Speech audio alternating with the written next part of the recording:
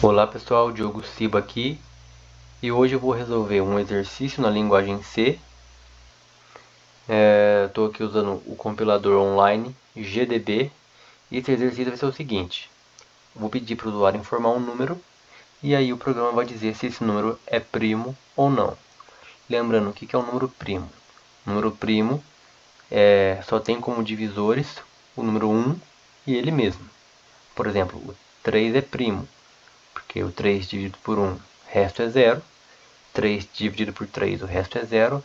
Ele só tem como divisores o 1 e ele mesmo, o 3. Agora o 4. O 4 tem como divisores o 1, o 4, porém o 2. Então o 4 ele não é considerado um número primo. E lembrando que o 2 é o único número primo par. Como que eu começo esse programa? Declarando as minhas variáveis. Então eu vou declarar variáveis do tipo inteiro.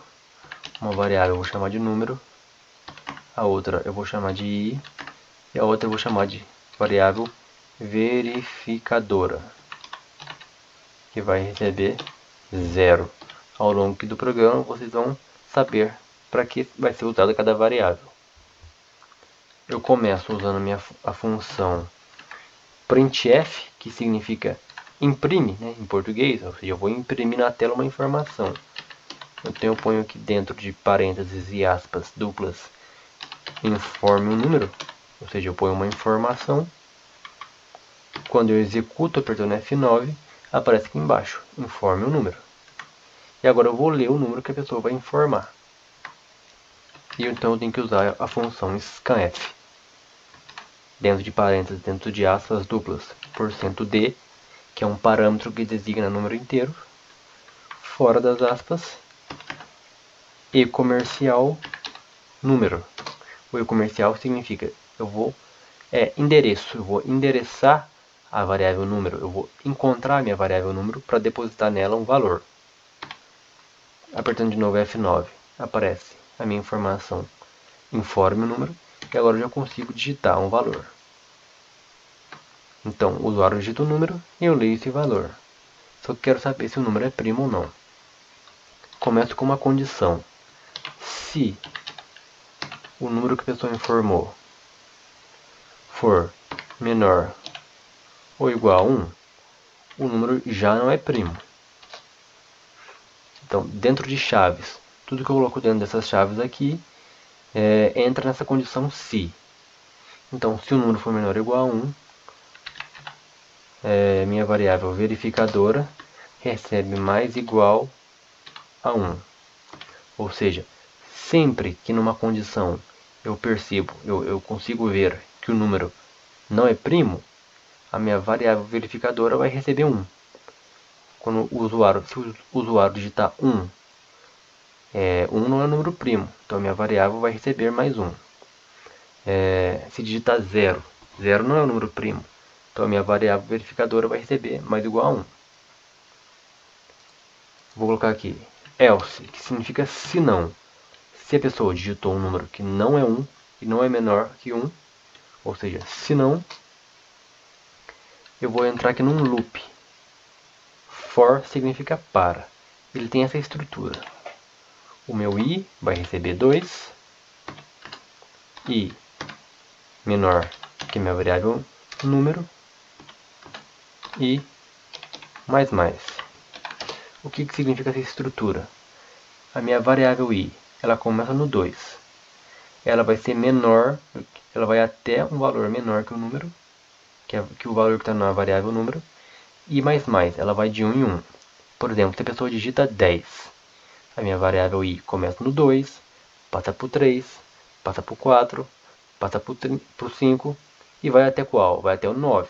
Porque se ela digitou 10, a variável número recebe 10, i menor que 10 é o 9. E ela vai de 1 em 1 porque eu pus aqui i mais. Se eu pusesse i menos, ela iria regredir de 1 em 1. Se eu pusesse i recebe i mais 2, ela iria de 2 em 2. Então, i mais ela vai de 1 em 1. Essa é uma condição. E esse é o meu loop, na verdade. Aí eu coloco um se. Se o número que a pessoa digitou % i for igual a 0, o número não é primo. Então a minha variável verificadora vai receber mais igual a 1. O que está acontecendo aqui? Eu tenho esse loop que vai de i até 2, i menor que a minha variável número, indo de 1 em 1, certo? Vamos supor que a pessoa digitou 10, certo? Então, eu tenho aqui essa condição, se número %i. Esse porcento significa resto de divisão, ou seja, se eu pego o número, divido por i, o resto é 0, significa que i é divisor do número. Se i é divisor do número, então o número não é primo. Por isso que minha variável verificadora recebe mais igual a 1. O meu i começa no 2, porque 2 é o meu primeiro número primo, certo? E aí, do 2 até i menor que o número, eu vou testando todas as divisões entre 2 e o número menor que o número, porque se eu começo com i igual a 1, bom, o número dividido por 1 e o número dividido por ele mesmo é a condição para ser número primo, se só for divisível por esses números. Então eu não vou testar para i igual a 1 e i igual ao próprio número. Eu vou começar para i recebe 2 e i menor que o número, certo? Então tenho esse loop e tenho essa condição. Se o resto da divisão for 0, essa minha variável verificadora recebe mais igual a 1. Fora desse if, fora desse for e fora do else, se a minha variável verificadora for igual a 0, eu vou colocar minha função printf, que vai imprimir na tela o seguinte: primo. O número que a pessoa informou é primo. Se não, printf não é primo. Perceba que minha variável verificadora começa com 0, recebe 0. Sempre que, com uma condição, a gente percebe que o número não é primo, a minha variável verificadora recebe mais 1, certo?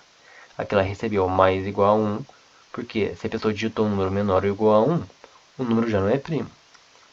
Aqui, se o resto da divisão do número por i for 0, i é divisor do número, então não é primo, a variável recebeu mais igual a 1.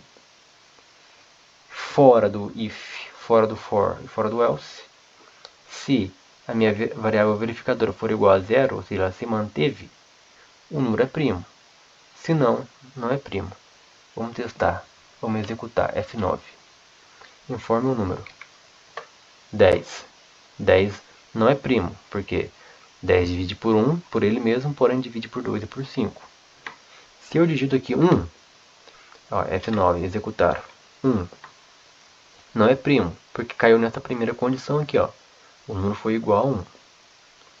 Se eu digito, por exemplo, um número negativo menos 5, não é primo, porque o número é menor que 1. Se eu digitar, por exemplo, o 2, é primo, é o primeiro número primo. Se eu digito, por exemplo, o 7 é primo, porque eu testei todos os tipos de divisões. Se eu digito 7, o que acontece? Eu entro aqui nesse for, i recebedor 2, i recebedor é ótimo, né? I recebe 2, i menor que 7, e i vai de 1 em 1. 7 dividido por 2 é resto 0? Não. I mais, volto para cá. 7 dividido por 3, resto 0? Não, volto para cá. Dividido por 4, resto 0? Não. Por 5? Não. Por 6? Não. Então eu termino aqui. E aí, como eu dividi o 7 por i e o resto não foi igual a 0, ele é primo. Caiu nessa condição aqui, se não. E aí eu imprimi na tela, não é primo. Então o vídeo de hoje foi esse. Muito obrigado.